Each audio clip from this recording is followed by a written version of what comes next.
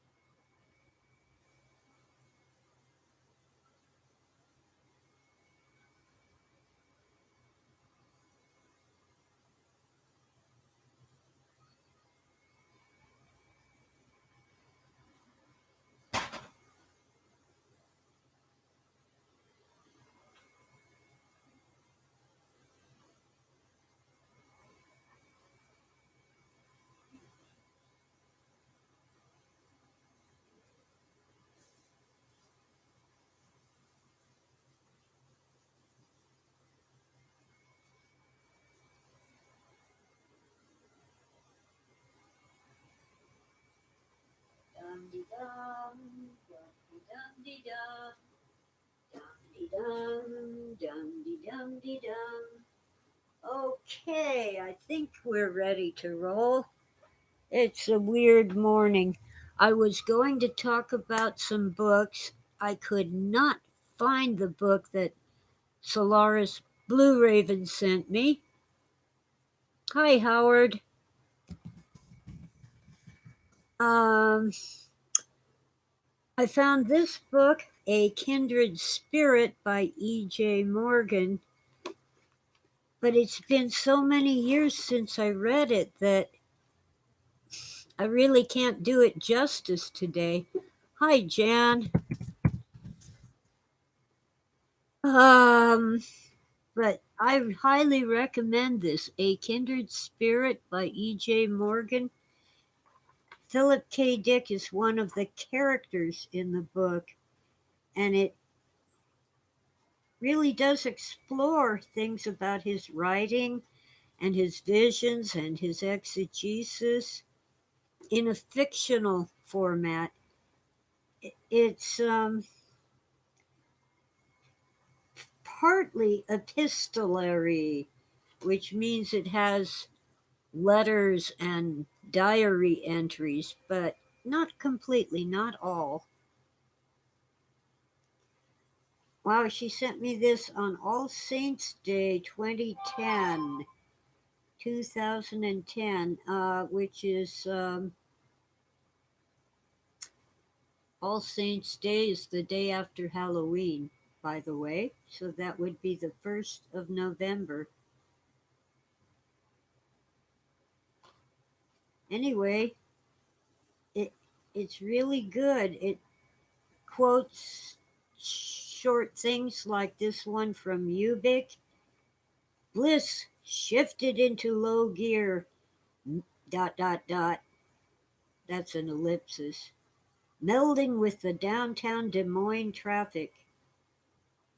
You're not going to enjoy the next 5 years, Joe Chip said. Why not? The whole state of Iowa is behind me in what I believe. I don't remember that from the novel, but okay.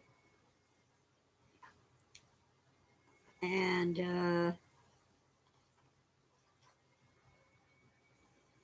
anyway, it's sort of an adventure.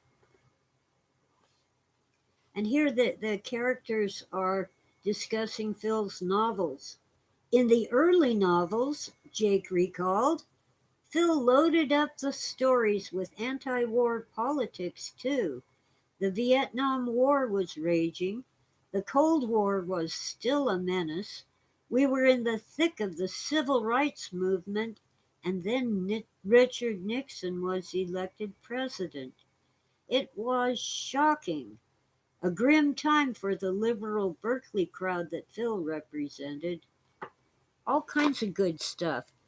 So even though I'm going to have to reread it before I can do justice to it, I want you to see if you can find and buy A Kindred Spirit by E.J. Morgan and read it.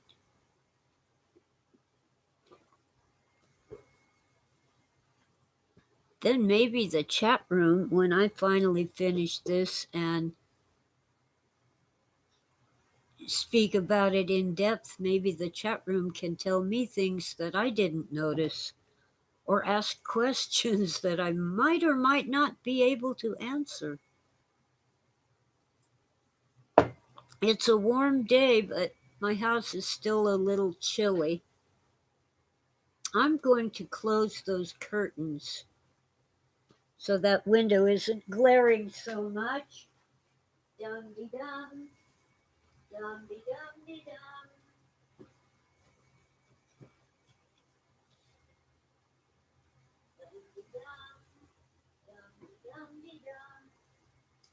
When I was a child, I wanted to be an entertainer, sing and dance and tell jokes, but you know what? I found out that vaudeville was dead.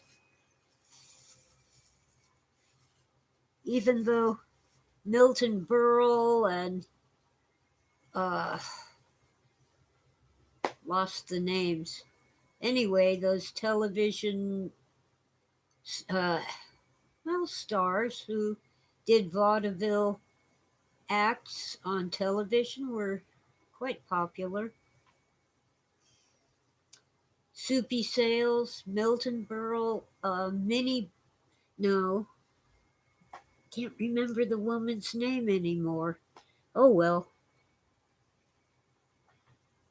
But I don't think vaudeville is really dead. It's just kind of moved into the nightclub scene where stand up comics get their start or their end. I drank all my tea. There's a little coffee left. So I don't really have a book to talk about. But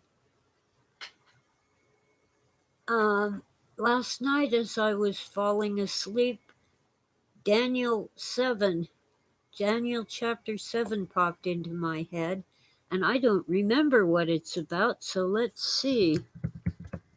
Daniel 7 ESV. Oh, goody. We did that already. The vision of the four beasts.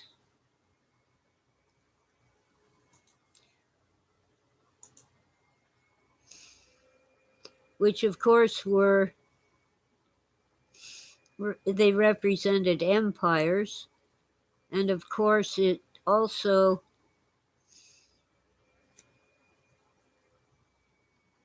describes the Ancient of Days. Well, we've covered that before. And I have trouble with these four beasts, especially the fourth one that breaks up into 10 beasts or 10 horns.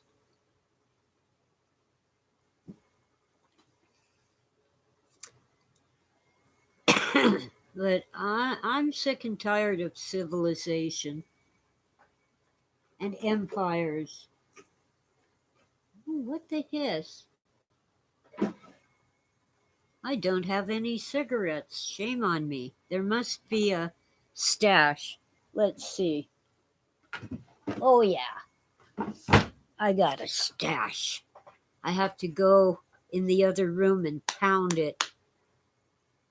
or the burning embers will fall off of it. I'll get into something more substantial as soon as I get settled. I didn't want to make you wait any longer for the start of the show, but all my prep time was taken up with a phone call. So I'll be back. Dum de dum, dum de dum de dum.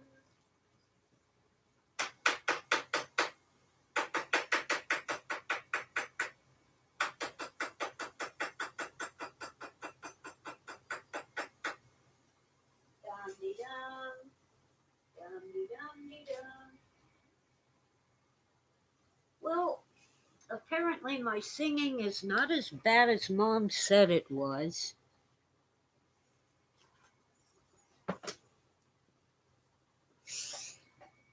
But I'll never be a professional singer. Not just the cigarettes. I've had trouble with with my breath in singing since I was a child. I joined the school choir and the Sunday school choir and so forth, but I always needed to grab some more air when it wasn't on the sheet music. There are certain spots where you're supposed to take a breath, and I would run out of breath. Anyway, smoking didn't stop Frank Sinatra or Dean Martin from belting it out. All right, one more time. Buy this book, read this book, A Kindred Spirit by E.J. Morgan. It's awesome and quite readable and entertaining and enlightening. And maybe by next week I'll be able to do it more justice. Maybe I will have found the book that Solaris Blue Raven sent me sometime back, along with a CD, a disc of, oh dear. Anyway, let's find something amazing to talk about. Something really cool.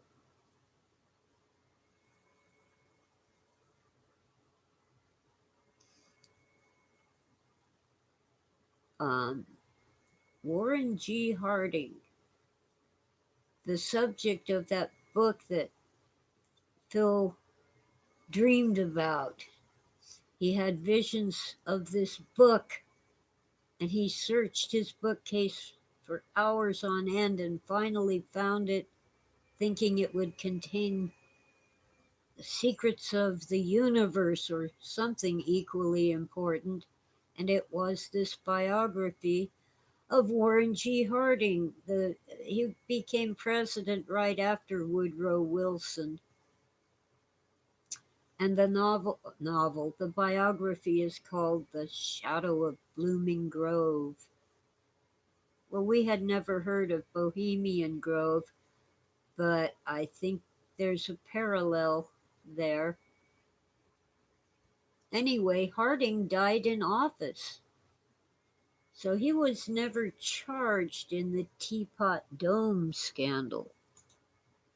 Oh, my mouse went to sleep again. Wake up, mouse. Teapot Dome, it had to do with drilling for oil. I don't want Wikipedia, you evil Britannica. History.com. Okay, so Harding became president in 1920 and died of a heart attack in 1923. Nothing mysterious or odd about that. He was old and he had a bad heart. Okay, let me see if I can check my connection.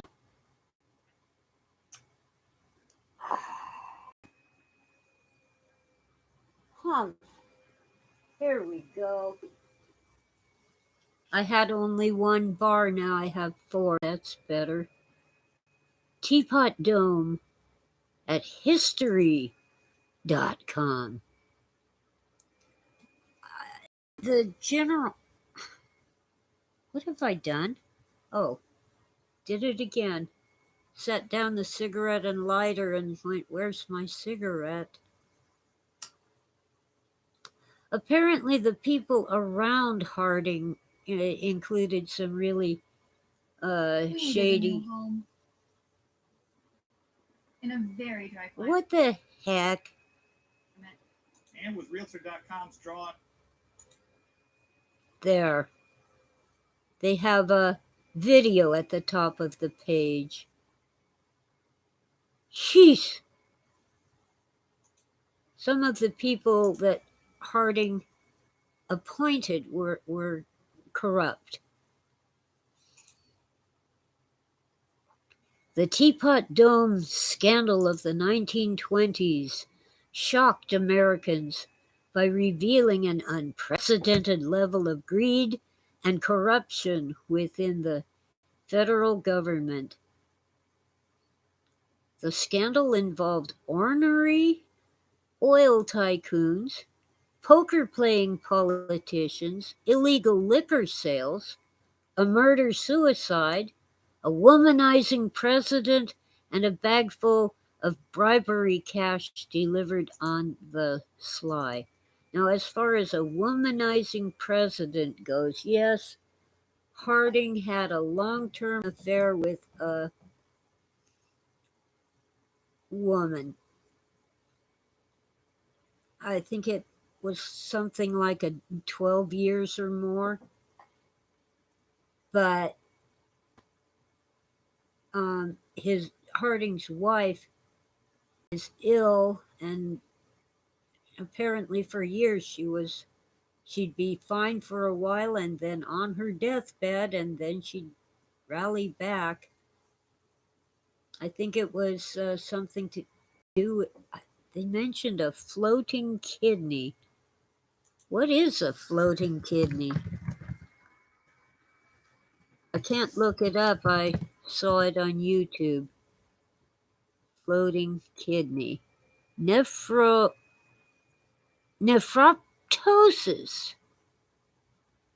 also called floating kidney or renal ptosis, is an abnormal condition in which the kidney drops down into the pelvis when the patient stands up.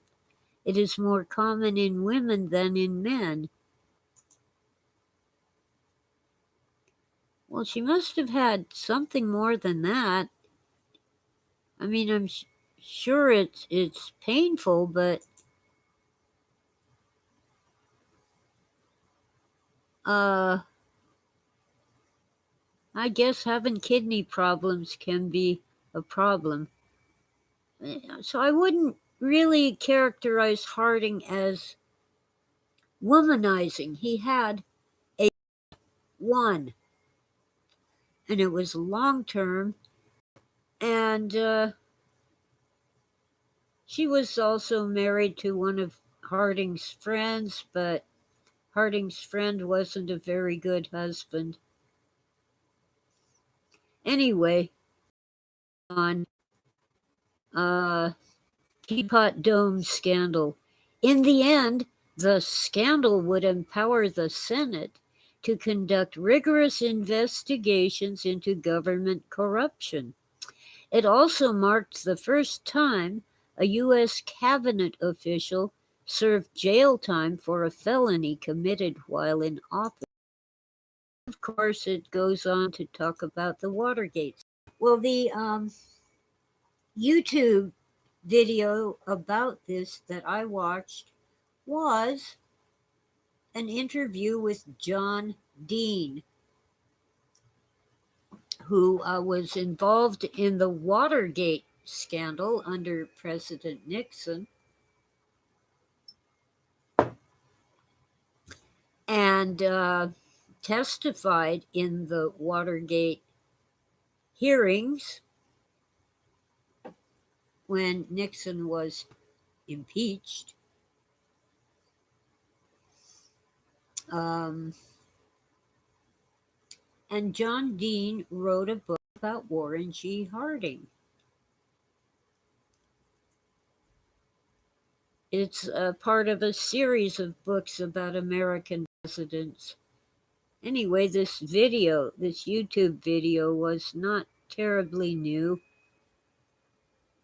Let's see. Hi, Viken. But it is amazing to me that I am not the only one who sees parallels between President Harding in 1920 and President Nixon in 1972. We'll go on about Teapot Dome on History.com. Before the Watergate scandal, there's a link to that.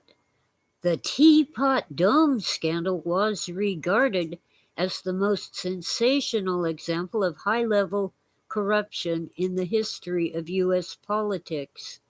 Now, aside here, according to John Dean, and I kind of checked it out, President Harding died before the Dome scandal led to a trial and conviction.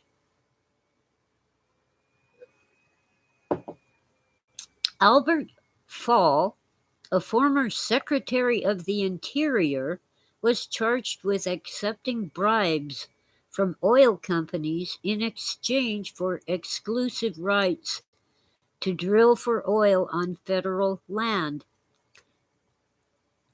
The sites included land near a teapot-shaped outcrop in Wyoming known as Teapot Dome, and two other government-owned sites in California named Elk Hills and Buena Vista Hills. The oil reserves at Teapot Dome and in California had been set aside at the request of the U.S. Navy, which had been converting coal-fueled ships into oil-powered vessels since 1909. As more ships were converted to run on oil, Navy officials wanted to ensure there would be enough oil at hand in the event of a war or other emergency. Under President William Howard Taft, Congress began to set aside federal lands believed to contain oil as emergency reserves. In 1920, Warren G. Harding, a senator and Ohio newspaper publisher, won a long-shot bid for the White House with the financial backing of oil men who were promised oil-friendly cabinet picks in return.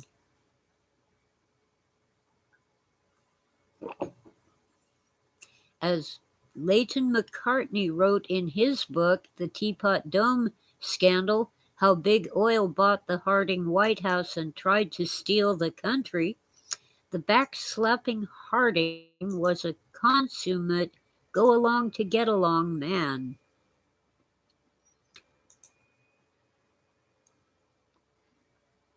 And there's more about backroom deals and so forth, and apparently this Albert Fall,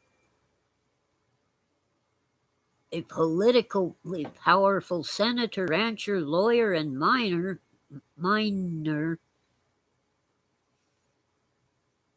would play poker with Harding, and Fall would drink whiskey even though prohibition was in effect.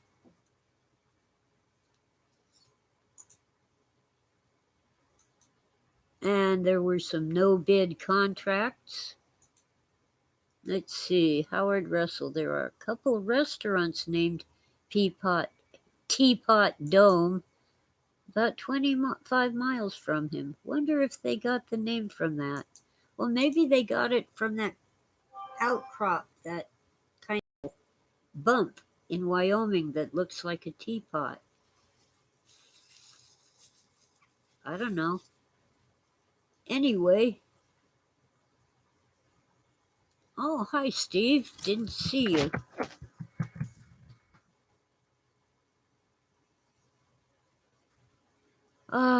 It's getting too warm for the sweater. Okay. That's better.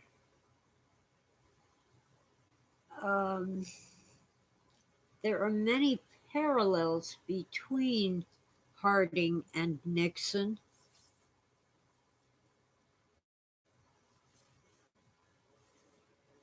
And there are accusations at this time against various people that kind of, but not as clearly, run parallel to Watergate and Teapot Dome. Yeah. I guess I could recommend The Shadow of Blooming Grove, but I don't. I have to go through it and pull out little bits and pieces that are relevant to Phil's, I think, justified paranoia about the Nixon administration. But you don't have to.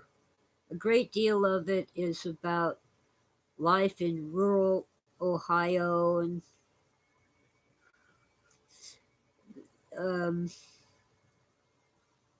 horse and buggy days, farming, and so forth.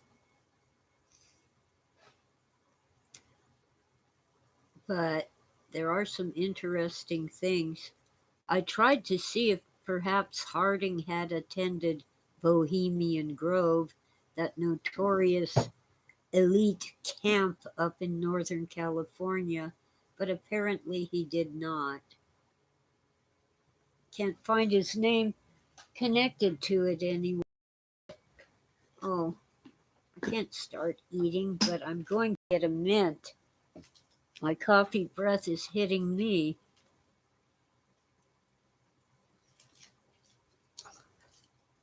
Eventually, this will get into my book about the exegesis in a more organized and footnoted form. But basically, Harding appointed the guys who did wrong, and Nixon appointed the guys who did wrong. And the main reason why Nixon was impeached was those tapes, the Watergate tapes.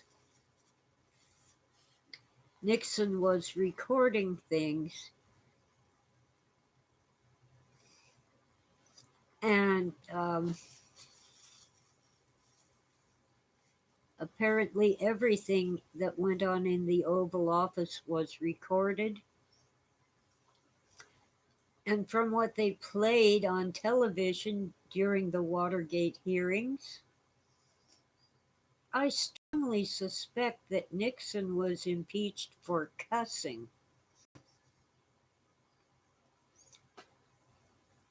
There were so many expletives deleted in the transcripts, and so many words bleeped out when they played the recordings that it seems that was Nixon's biggest crime, cussing.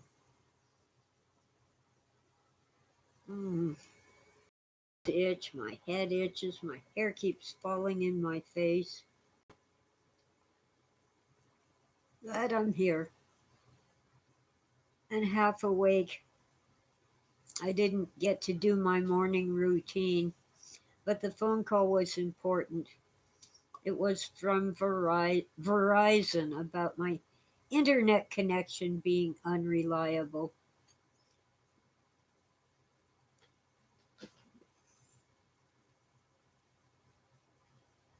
Um, hmm. Anyway,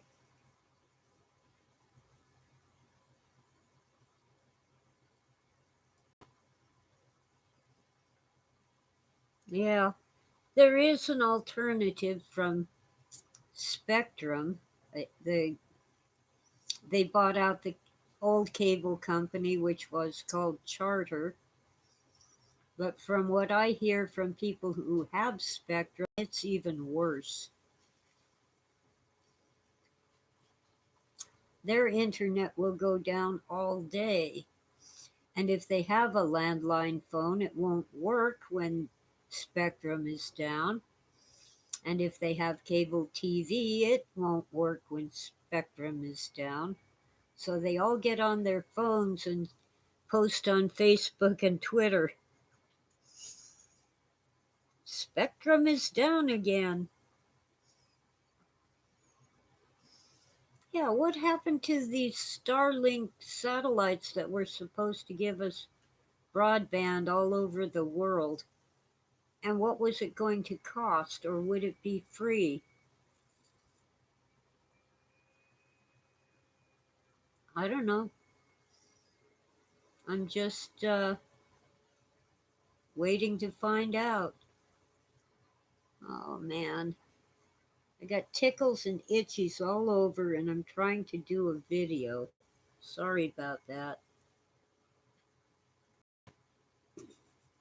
It would help if I could find a book I wanted to talk about, but no,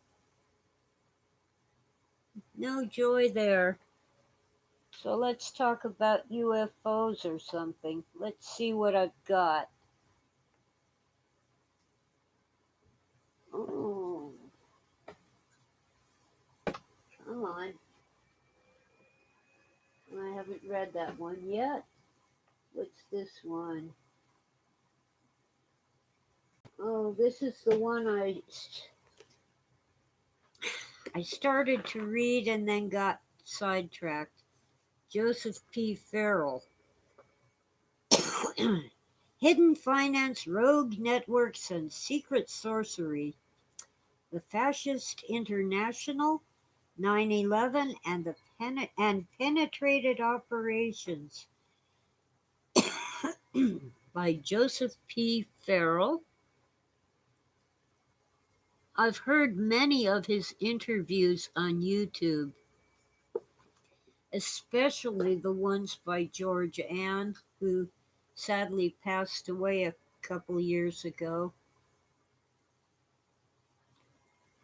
But he's been on Dark Journalist and other uh, shows like Forum Borealis.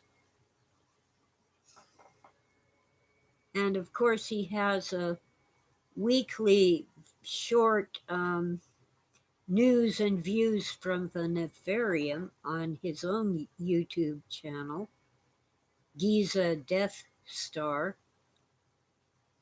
I guess I better type that in. No just Giza Death Star. Joseph P. Hey, you evil thing, what are you doing?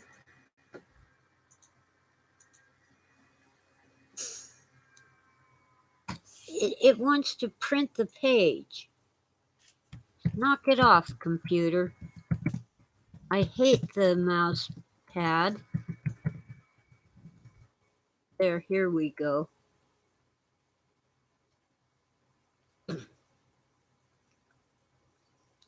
That's his YouTube channel every Thursday. Never know what time, but he'll go live for about 10 minutes. And sometimes I catch it live. Oh, hi, Waxy. The Wax Frog is here. He used to be a Wax tadpole, but then he grew up. My water's empty. Hang on. Oh, sweetie, my little wild kitty is here eating, so I'm not going to disturb her. Lexi, yeah, well, I've just been kind of bumbling around for half an hour because I didn't get a chance to prepare. Yes, every superhero needs an origin story.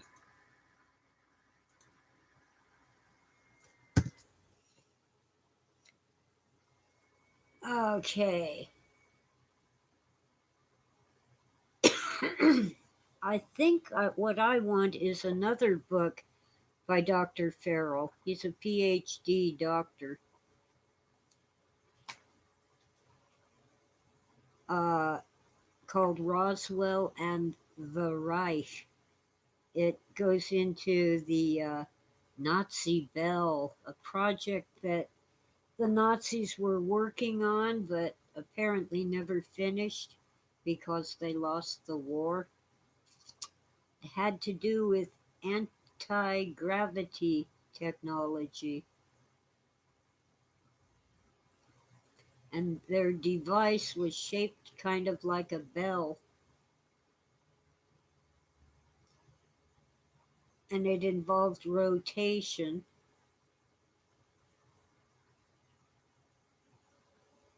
And it might have something to do with Roswell, but maybe not.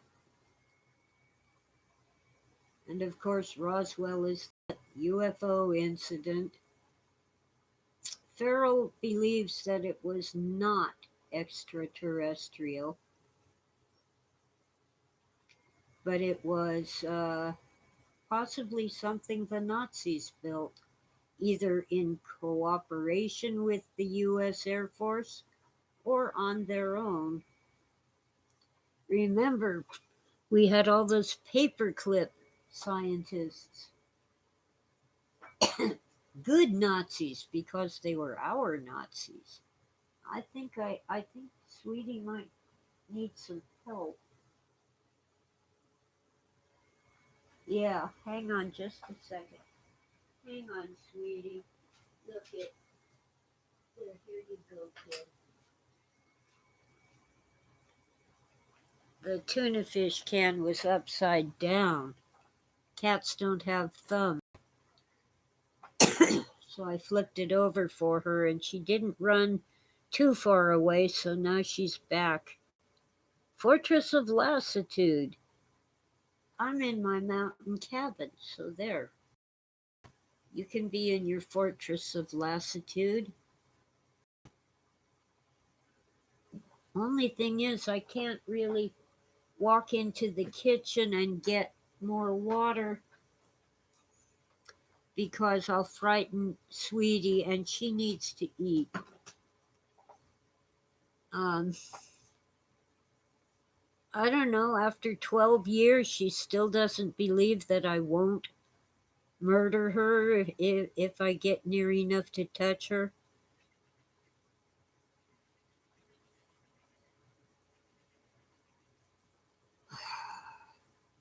Cats. Tora, on the other hand, won't leave me alone. She doesn't cuddle, she does her pokey paws dance on my lap. Or she'll go, hey, hey, sometimes with claws, sometimes without, usually on my shoulder.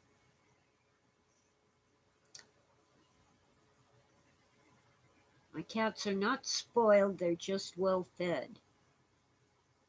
And Tora's getting so heavy it's hard for me to pick her up. Oh, wow. So, UFOs.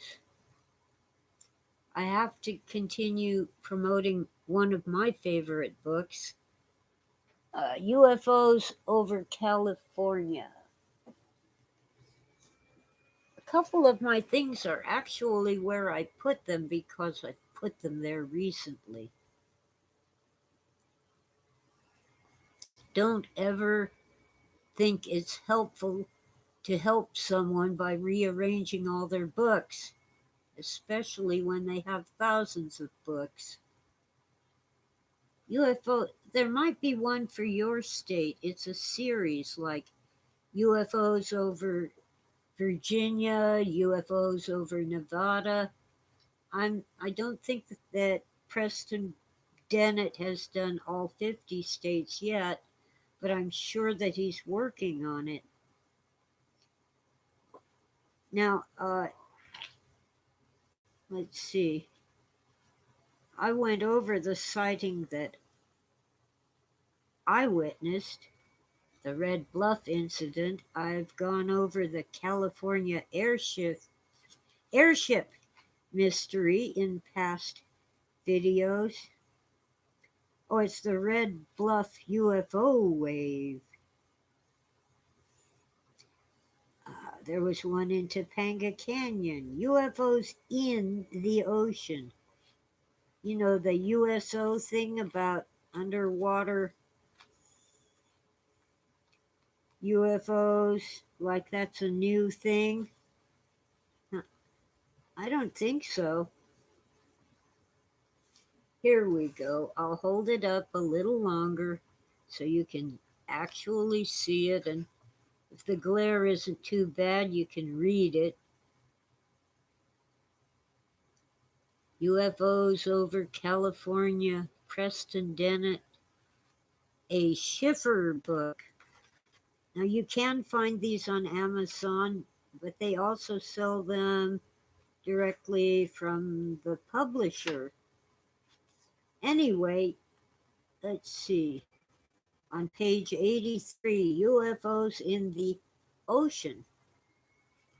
The year of 1947 marked a massive wave across the United States and the modern age of ufology. That year also marked the first accounts of underwater UFOs, many of which occurred off the coast of California. 1947. I'll never get over the helpers. At least not until I find all of the books that I pulled out and either put in boxes or on special shelves because I need them. And it's more than books. I had all the stuff to string my guitar put together in a box. I had all the stuff to re-glue my crystal rose because the crystals came off in a special box. Not only was everything moved and not all to the same place. I mean, like the crystals I haven't found yet. I found 2 of them. There were 5. But the glue was in one place. The guitar strings were in my bookcase. The guitar pegs were in a box of hardware.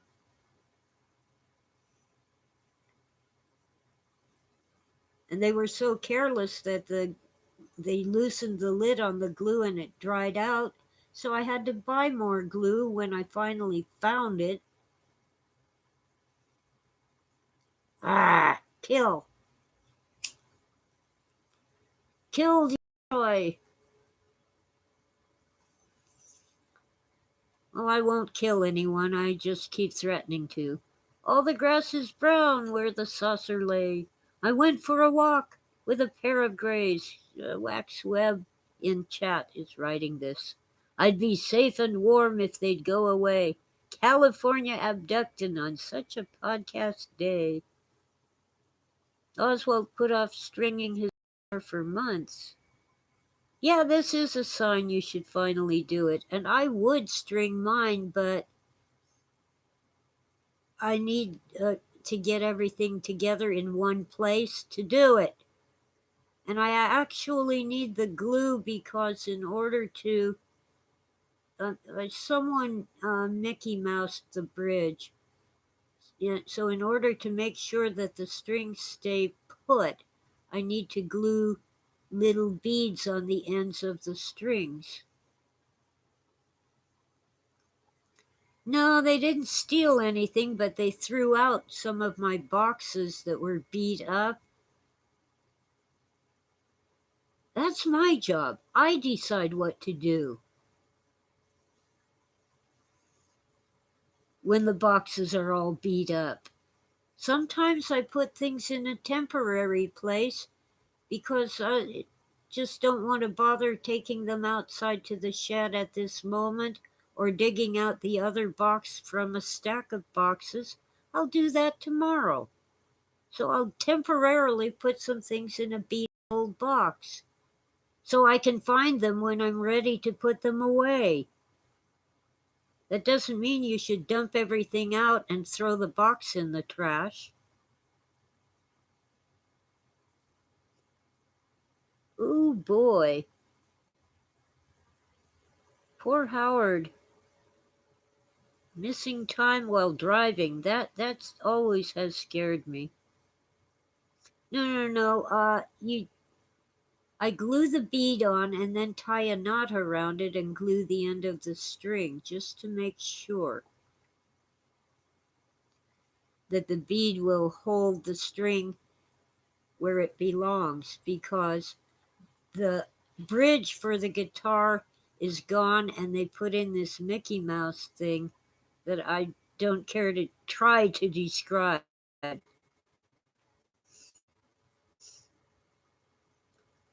I have a brand new set of strings. That's what I'm working with. The strings are brand new. But I want to make darn sure they stay put where I put them. Ordinarily, they would go down inside and back up and get tied out the bridge where you can see them and mess with them, but not the way they put it together. And I'm not going to even try to describe it or show it to you. I'm just going to do my thing with glue and beads. One good thing, though, I replaced the super glue with Gorilla Glue, which is easier to work with. All right, UFOs in the ocean. The year of 1947 marked a massive wave across the United States and the modern age of ufology. The year also marked the first accounts of underwater UFOs, many of which occurred off the coast of California. And with that in mind, Sweetie's through eating. I'm going to get some water. Dum-de-dum, dum-de-dum-de-dum.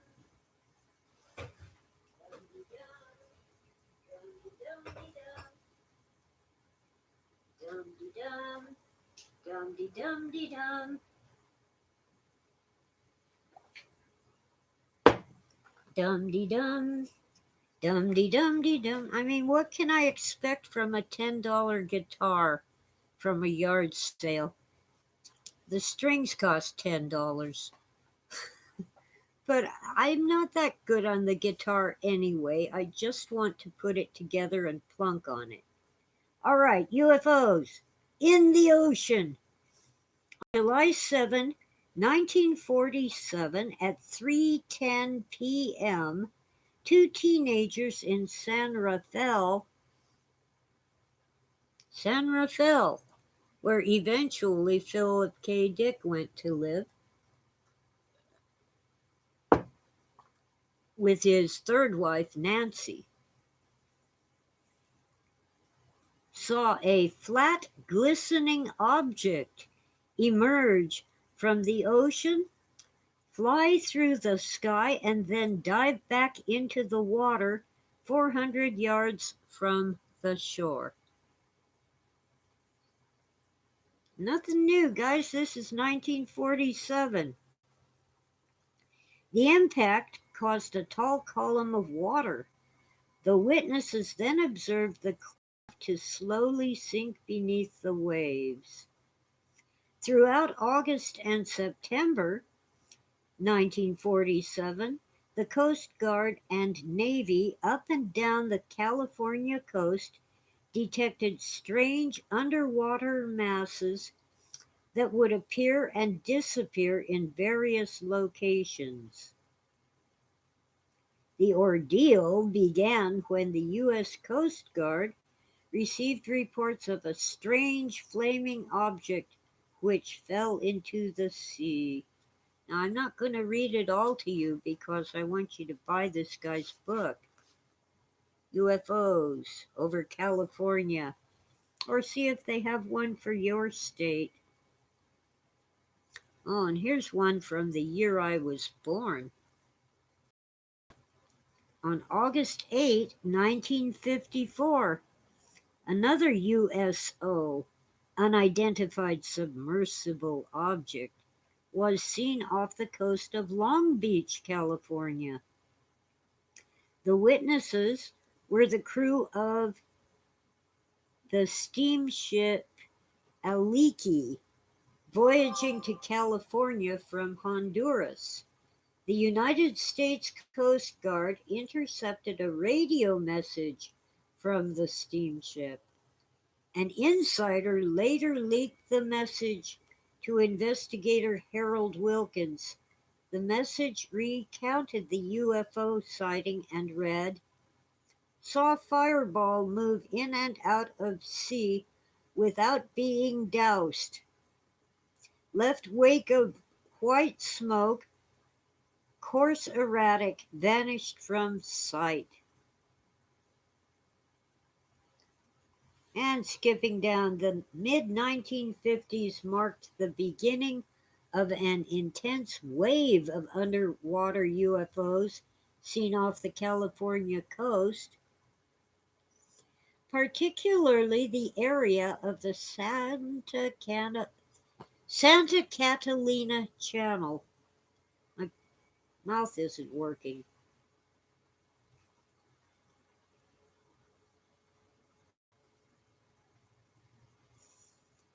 Okay, writes pioneering Southern California UFO investigator Ann Druffel. This body of water lies between the coastlines of Southern California and Santa Catalina Island, 20 miles offshore to the southwest. The area has for at least 30 years been the scene of UFO reports of all kinds. Surface sightings of hazy craft which cruise leisurely in full view of military installations, aerial spheres bobbing in oscillating flight, gigantic cloud cigars, and at least one report of an underwater UFO with uniformed occupants. Woo! Somebody is flying something around, and we don't know who they are or what it is. And I don't believe that the government knows.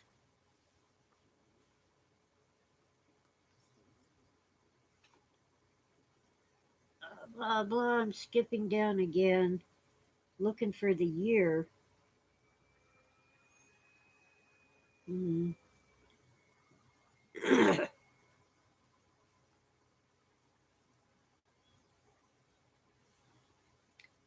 Woohoo! There was a sighting in 1962. Blah, blah, blah. At this point, the captain assumed that it was a Russian submarine, though it seemed unusual for it to be so close to the shore and remain in view. Then suddenly it performed a maneuver which left the captain amazed. The mystery submarine moved forward toward the boat as if to ram it. The captain had to turn to avoid the sub, which moved past them at high speeds, emitting no noise and leaving no wake except for a good-sized swell. So he reported it to the Navy. Hmm.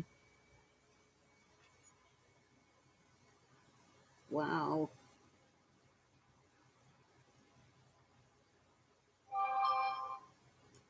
There's a photo from the Battle for Los Angeles. The bottom one here. Let me read the caption. Photo of unknown object hovering over Los Angeles on February 25, 1942, during the so-called Battle of Los Angeles, courtesy of the Los Angeles Times. An actual photo of whatever was in the sky. My father was 14 years old. He remembers it, but of course, they put up blackout curtains on all their windows. But he was the kind who would sneak a peek from behind the curtain and look up at the sky. Wow, that's something odd.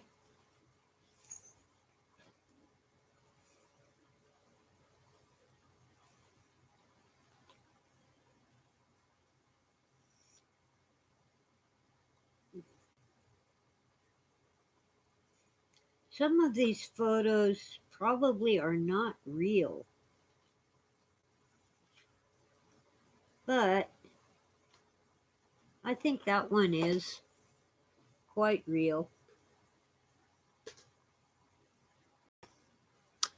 Quite real. Legend has it that the UFO from the Battle of Los Angeles crashed near Big Bear Lake, about 7,000, maybe 8,000 feet up in the San Bernardino Mountains. We're about 70 miles east of Los Angeles.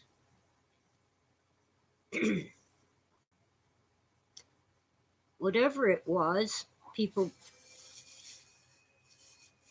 put up their blackout curtains in case the Germans or Japanese were bombing us. If they couldn't see any light, they couldn't see their target. Radar was kind of developed during World War II. It was a brand new technology.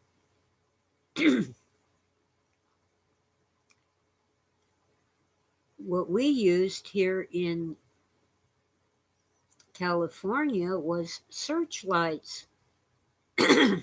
Great big bright spotlights pointed up toward the sky. Now, when I was a child, they were used to advertise events like a big sale at a used car lot. People would drive around looking for where the searchlight was. Anyway, oh, poor Howard. Gotta go. See ya, Howard.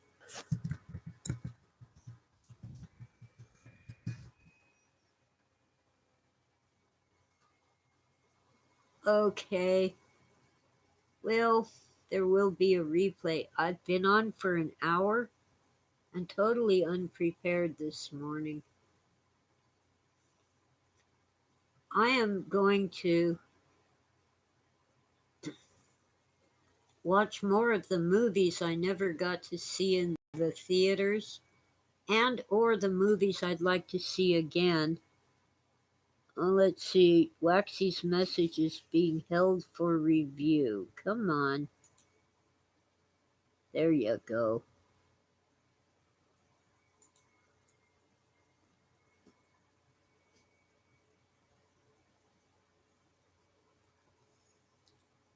So, anyway, yeah, I was a $10 yard sale guitar with 2 strings. So, of course, I bought brand new strings. And it's it's certainly not a high quality instrument, but that's okay. I don't play well enough to care. It sounds all right, but the bridge is really, it's something someone obviously carved by hand and stuck on there. It's permanent now. It's screwed into the body of the guitar, which is rather disrespectful, but oh well. Hi, Kipple.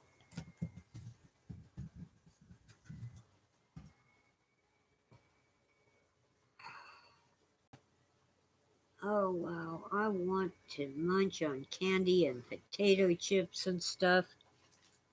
I've been trying to eat more real food. It improves, if nothing else, it improves the condition of my hair and fingernails when I eat real food. And I'm learning to cook. The other I actually cooked the onions and bell peppers right for the fajitas. Since I generally use leftover meat that's already been cooked, usually rare beef or fully cooked chicken, I and anyway, you're always supposed to cook the onions first. Unless you're making bacon. Then you cook the bacon first and then cook the onions in the bacon grease. Mmm, yummy. Well, anyway, I put a little oil in the pan, got the pan hot, put the oil in, got the oil hot. See, I'm learning to do things right. Mom would just put the chopped onion into the pan. She'd brown the hamburger, toss in some tomato sauce, and then toss in the chopped onions and boil them. No wonder my brothers and I did not like onions growing up. You get the oil hot, you put the chopped onions in the pan and turn the flame or the heat on the burner way down low and stirring just occasionally. You get the onions to where they're translucent. You don't really want them brown, at least not yet. With fajitas, eventually you want them brown, but with things like spaghetti sauce, you don't want them brown. And stews too. Although I want them brown sometimes. The flavor is different. I put in the onions for about a minute and then added the chopped bell peppers and cooked them slowly on low heat, stirring once in a while. They came out so delicious. They were sweet and the texture was really nice. Kind of slippery on the outside, but juicy on the inside.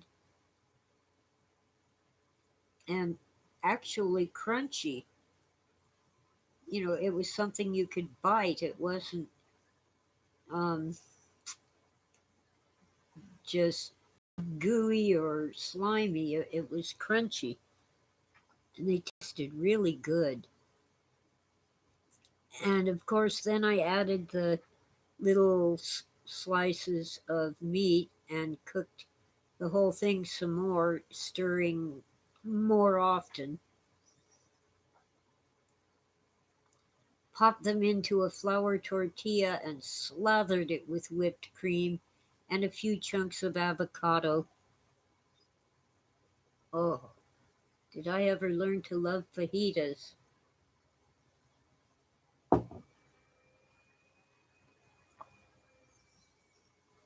Now, you can still get fajitas at a halfway decent restaurant, but it costs so much less money to make your own. I used everything I put in them was leftovers. I like to add some grated cheese on top too before the sour cream so that the heat of the filling will melt the cheese. Oh, and yeah, they do need a little salt and black pepper.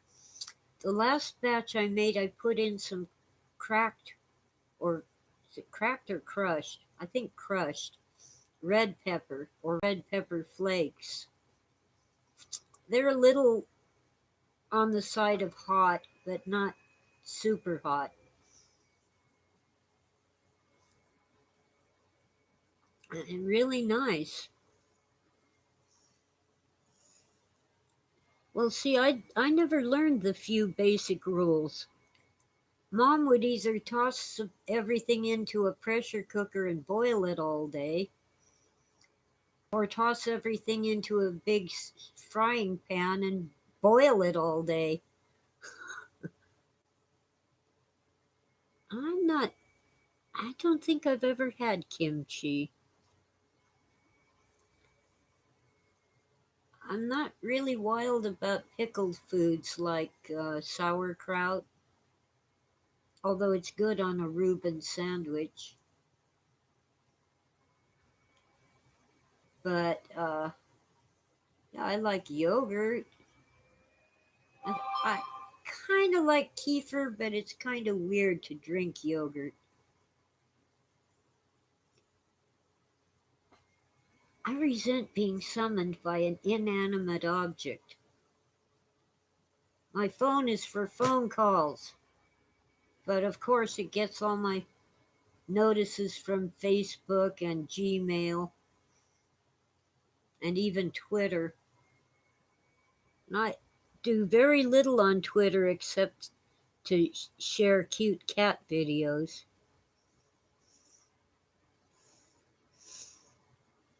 Well, I suppose I would be willing to try kimchi, but I can't promise that I would eat it after trying a taste.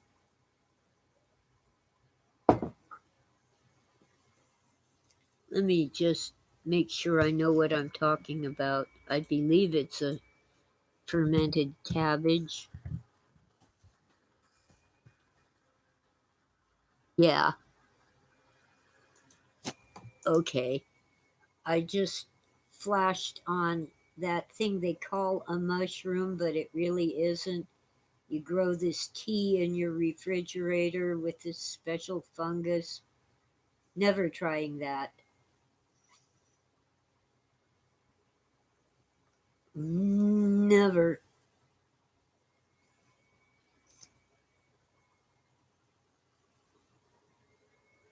I would, well, let's see, I have tried pickled beef tongue.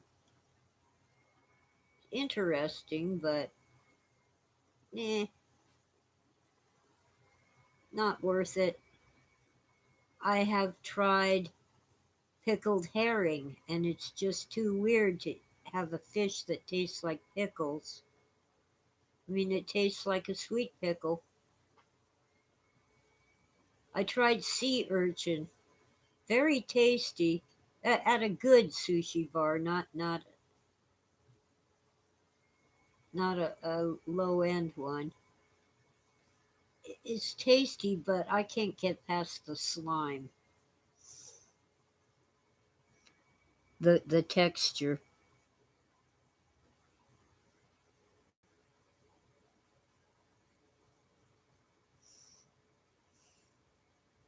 There's a German dairy food called Quark.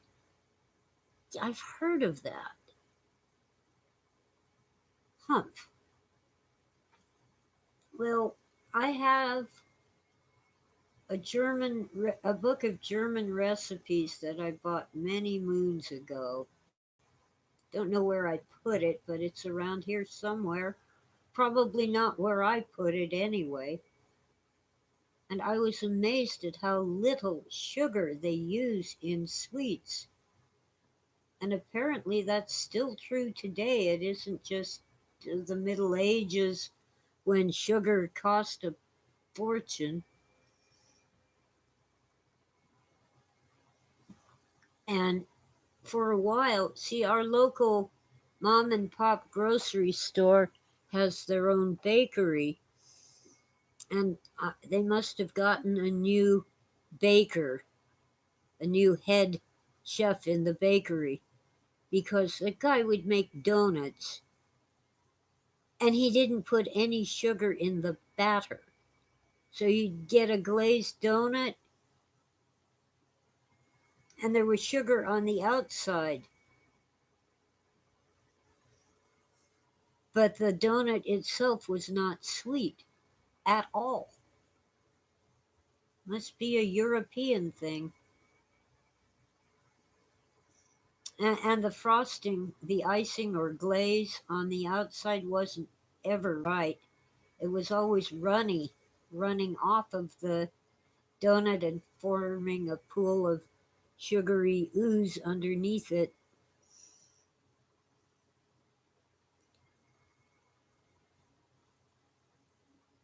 Huh, well, that makes sense, Oswald. Lengua means tongue. Beef tongue tacos. Huh. Yeah, well, you know, we're kind of spoiled here in the US.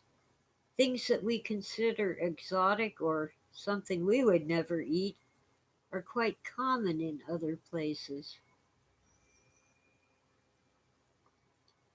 where people eat what's available and they don't waste anything. I mean, just think of menudo. I did try sweetbreads once, but I can't get past the idea of what menudo is made from.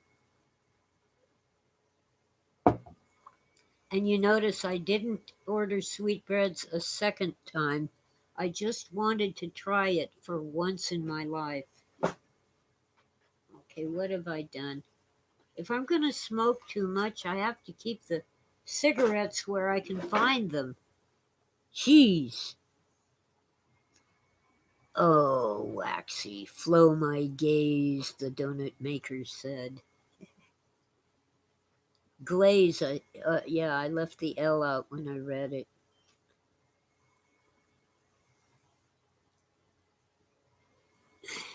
God, waxy, that's a sick joke, but I'll leave it. No, menudo is tripe. Look it up.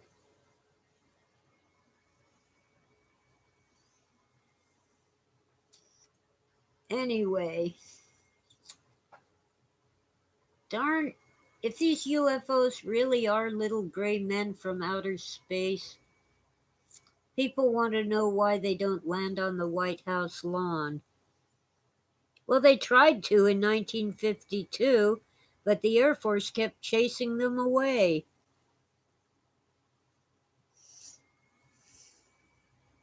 Oh, I can believe that, V.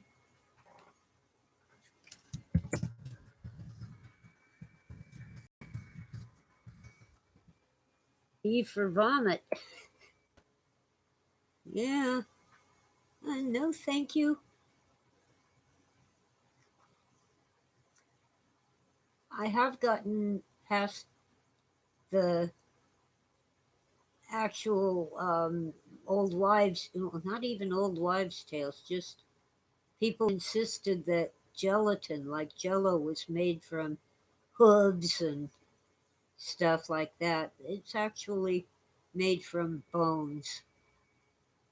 So if you're a true vegetarian or especially a vegan, you don't eat gelatin. You use aspic, a similar compound that comes from seaweed. But apparently, plants can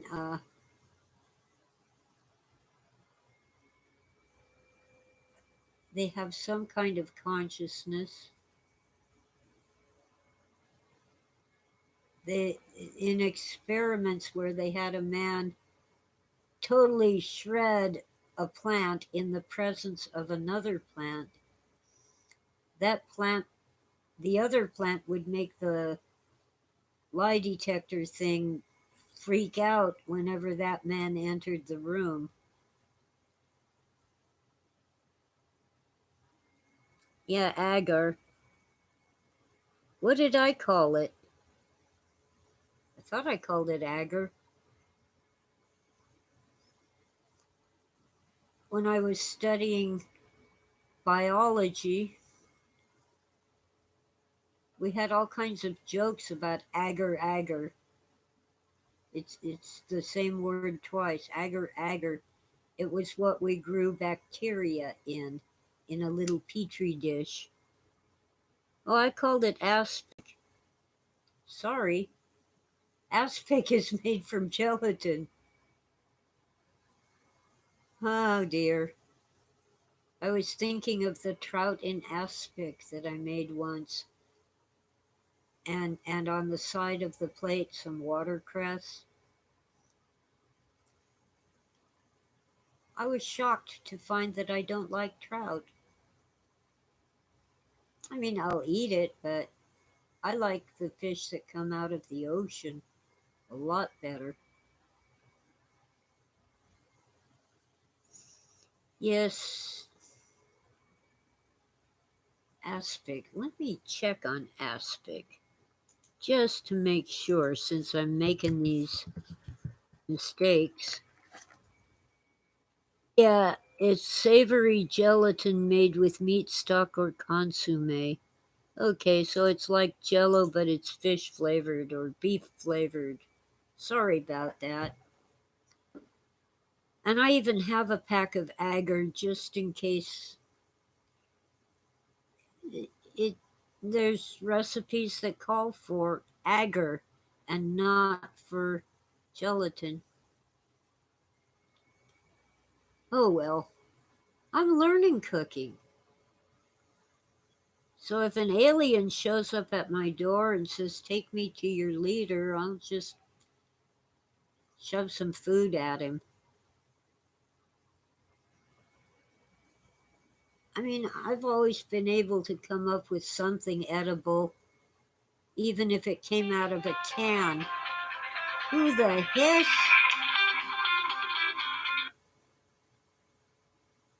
Almost certainly a robocall.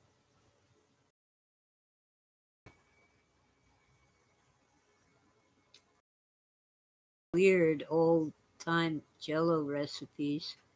You know, the weird thing was every Thanksgiving we'd go, "Oh, great granny made that lime jello with grapefruit wedges again. Ew."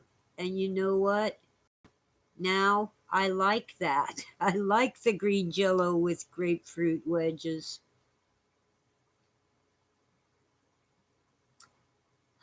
Tastes change. Lime jello and fish and pimento olives. Ooh. Ew. I wanted though to find to try some of the recipes that use jello in interesting ways.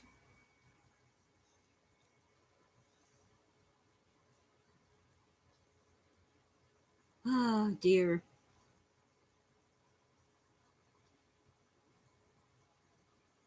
Well, I know Phil meant well when he bought me the joy of cooking, but really I've learned more things that were either not in the joy of cooking or just not right from watching YouTube. I really love to watch Chef Jean Pierre. He had an Italian mother and a French father. He grew up in France, but now he lives in Florida. And it isn't just the cooking, it's his sense of humor. He's quite entertaining and has some pretty good recipes and tips. Lime wub surprise. Oh dear, Waxy. That's a wub too far. Doesn't the wub taste kind of like pork? Hmm. I totally disagree with the way Jean Pierre makes meatloaf, but oh well. Mom used to make it with Rice Krispies. Meatloaf recipes used either cooked rice or rolled oats. Some used breadcrumbs. I've tried it with Cheerios and it came out pretty good. But I kind of like it with the Rice Krispies. On the other hand, if you get the 5-minute oatmeal, not the 1 minute, or even better, crimped oats instead of rolled oats, the oats hold up better. You get more texture in your meatloaf. Now, I haven't had breakfast, Waxy. Well, you're 3 hours ahead, so for you that would be lunch. But of course, the real secret to meatloaf is a 1/4 pound of spicy sausage, or in my case, Farmer John, which isn't so spicy. A 1/4 pound of sausage to 1 pound of hamburger. It stays moister, it has more flavor, and your meatloaf is really great. Of course, the biggest mistake I kept making was putting in tomato sauce in with the meat and the bread or oats or whatever. It came out too soggy and with a pool of liquid on the bottom of the baking pan. And I really don't want to use tomato paste, so I started just getting a can of diced tomatoes instead of tomato sauce. You get the flavor and more texture. Nice little chunks of tomato in your meatloaf. Tasty. Mm.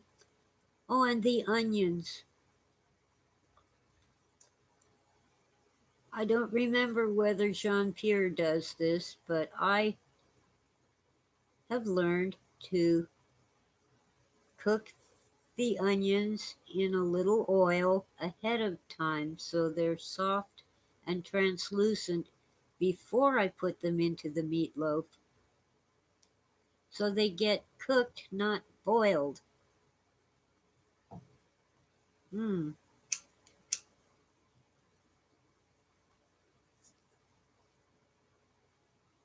Oh, Howard's back. Let's see. Come on.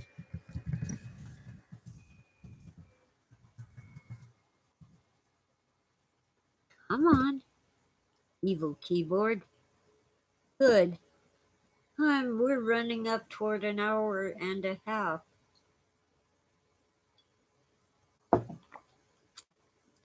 Oh, and the last time I made those coconut things, I've called them coconut cookies and I've called them coconut cupcakes. Since then, I've learned that they're actually, okay, what's the word? Coconut meringue, because they're in cooked, fluffed up egg whites. Well, the last time I made the coconut meringue, I accidentally spilled too much coconut into the bowl, baked papers, and baked it. Very chewy, very tasty. People thought I was being generous with the coconut. No, it was a kitchen slip up. I spilled out too much coconut. But they liked it, so it must be a success. Coconut meringue. Let's see, Hostess used to make something like that and sell it in the little 2-pack, just like their muffins and cupcakes. But these don't have any flour. I I have tried putting cornstarch in for a little texture and binding, but they don't need it.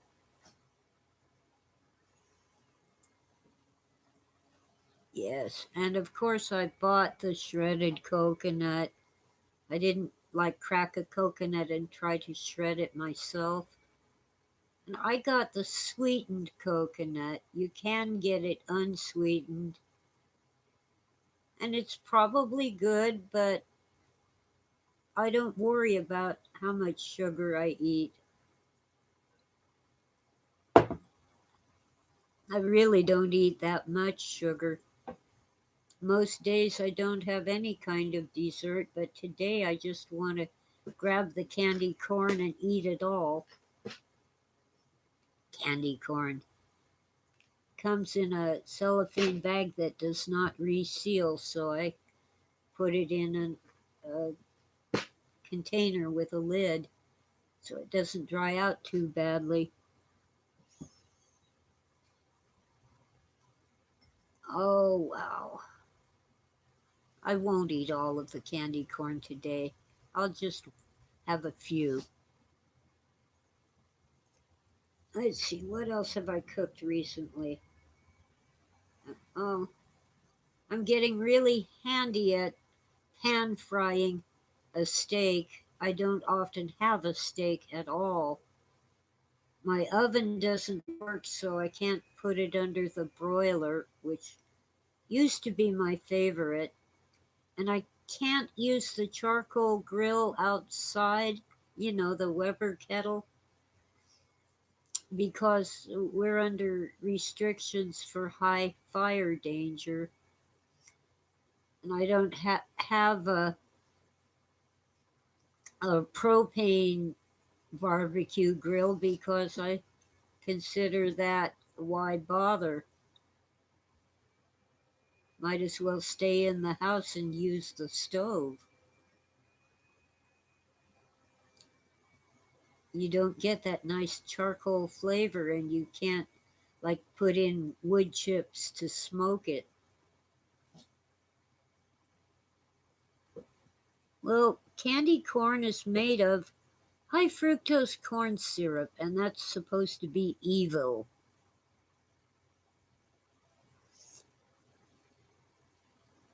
Oswald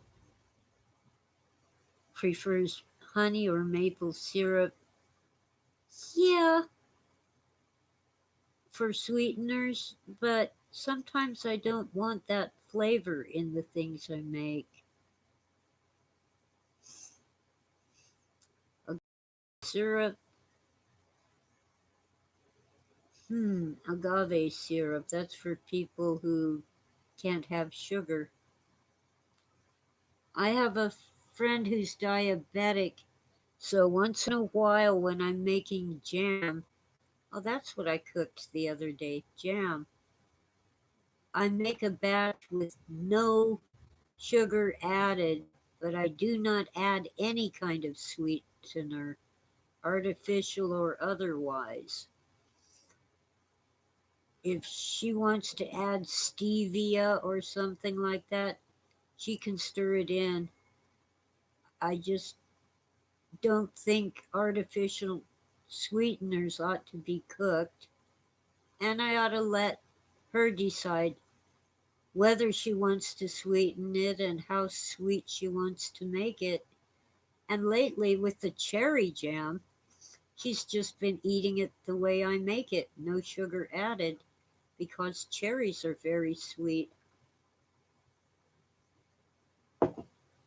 And it isn't the same kind of sugar that, the table sugar that you put in your sugar bowl. Never tried agave syrup. I believe agave is a cactus. Not sure. Oh, another chef I've been watching is, I forgot his name. He used to cook for the Queen of England and then for Princess Diana and her two sons. But I don't know.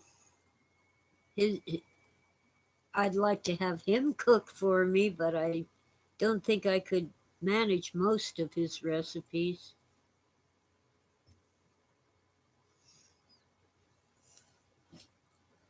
Headphones need a charge. Well, Howard, I'm winding down and going to end this soon anyway. It's been an hour and a half.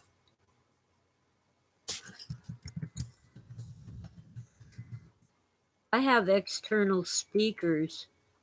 Of course, I live alone, so I don't have to use my headphones. But they don't charge, they just plug into the computer. Yours are probably wireless.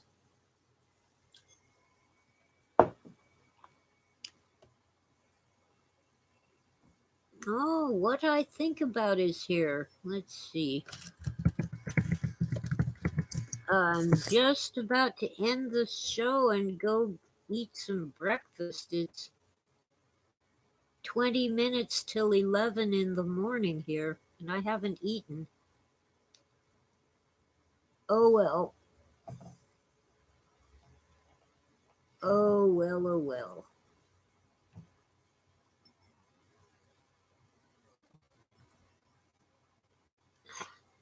Let's see, it's time to type thank you all for listening. Oh, and the reason I made jam with ripe fruit, I didn't even notice. A friend came by and have 4 cups of fruit. I had 3 cups of fruit, which is enough. I can make a small batch of jam with 2 cups of fruit, but it's hardly worth jars of blackberry jam from my own blackberry vines. I put in about half of what the standard jam recipes call for in the way of sugar, sometimes less than half. But the real secret ingredient to my jam is cinnamon. And with the blackberries, I also add some Chinese 5-spice or cloves or both. The 5-spice has things like star anise. All the guys on YouTube call it star anise, but I grew up calling it anise. It's kind of tastes like black licorice. And it has other spices, usually 5, but the last one I bought had 6 spices in it, so you never know. But it's kind of like cloves. That's the main ingredient in Chinese 5-spice, but it has these hints of other spices. Anyway, the main thing to add to your jam if you're making it at home is cinnamon. You don't need as much sugar, and it tastes so good. Even if it isn't enough people can't taste the cinnamon in your jam, it still improves the flavor.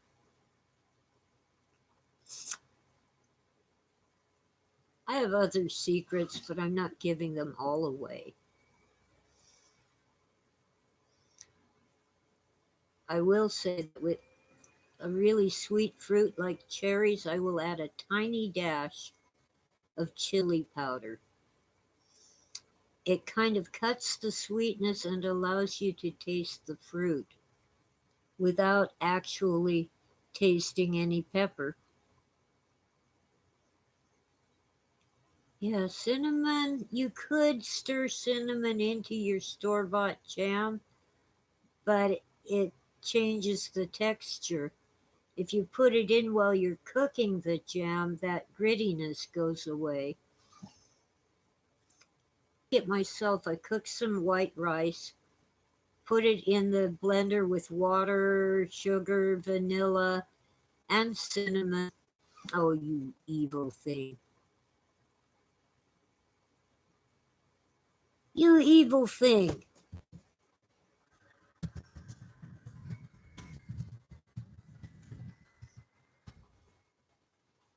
It didn't like me saying horchata, I guess. My connection got unstable. Okay, horchata is rice milk made with white rice, water, vanilla, a dash of salt, cinnamon, or whatever you want to flavor it with. You can even make coffee flavored horchata, but you need some crushed ice or else you put it in the refrigerator for a long time and get it good and cold. Oh, I think I'll make some horchata today. Yummy. Catch you all later.